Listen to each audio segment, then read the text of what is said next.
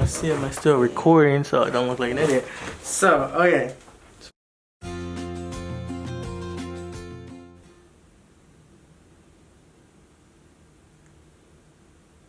I spent a week reading nonstop of this webtoon comic that has over 470 chapters, and it's insane how many chapters there are. So it was published around, let's see, it looks like April 8th, 2011. Read 10 years worth of material for the series. It's insane, and I actually enjoyed it. I quite enjoyed it. What's it called? It was translated around 2014 for the worldwide release of the WEBTOON app.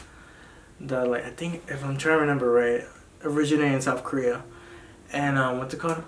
I really enjoyed the series, and there's some nitpicks. If you guys are interested, I'll make a video about explaining my problems with the series.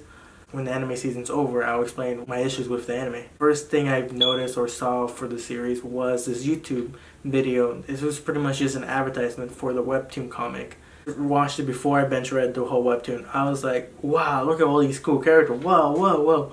One of the characters has like this fox-like aura, or has this fox-like transformation. Kind of reminds me of Naruto in a little bit, but it has its own unique spin, so it's not a complete ripoff. I thought that was Mori Hugh. I thought that was Mori. I thought that was, but after I read the webtoon comic and finished the first season, I rewatched that same advertisement video, and I realized, whoa, there are a lot of spoilers. And my honest opinions from the first trailer, when the anime adaptation was announced, it showed only like the first, maybe the first 2 episodes, and I was surprised. I'm like, okay, are we gonna have the whole entire season just dedicated to like the God of High School tournament, or are we gonna have like maybe the season finale be Don versus Mori? So I was kind of shocked that I think around episode 5 is when we see the conclusion of like the preliminaries of God of High School. It took out so much like content from the webtoon comic, and I understand why, because it's either it may add to the story, but like not like to the plot. Maybe just like, oh, this character is funny, or this character has, like, a lot of characters in the tournament, we didn't see their backstory, or we didn't get to see their full fights. Like the man that Don fights, what's his name? I can't remember his name right now. It's the one with the bat. He has an interesting backstory, and keep him in mind because he becomes relevant later on in the webtoon comic.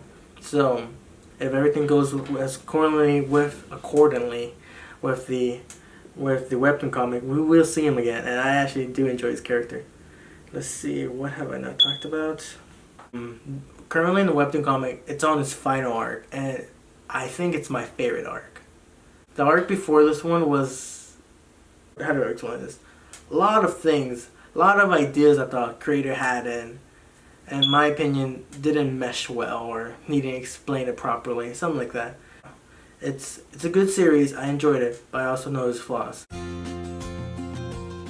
So like, yeah, if I'm remembering right, currently there's like 5 episodes out, so around like 38 chapters they have adapted.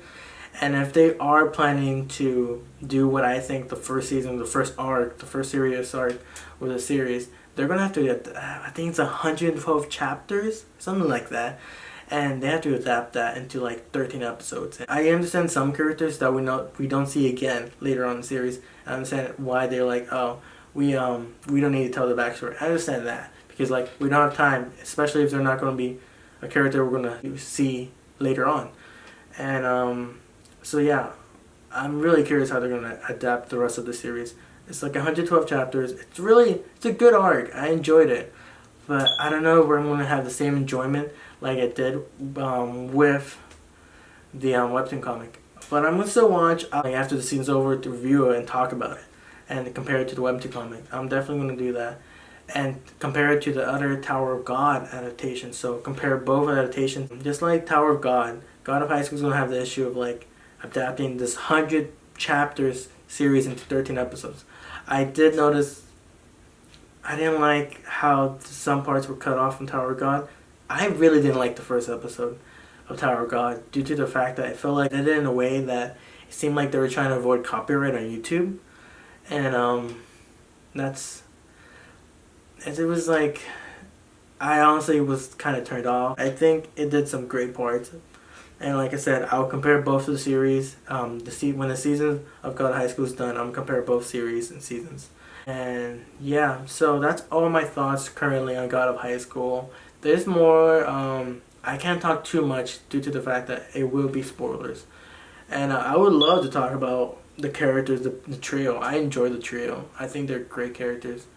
And I would love to make an analysis video on Dawn one I discussed. I have no idea if I actually went through all of them. Hopefully I did. I think so. So yeah, thank you. Don't forget to subscribe.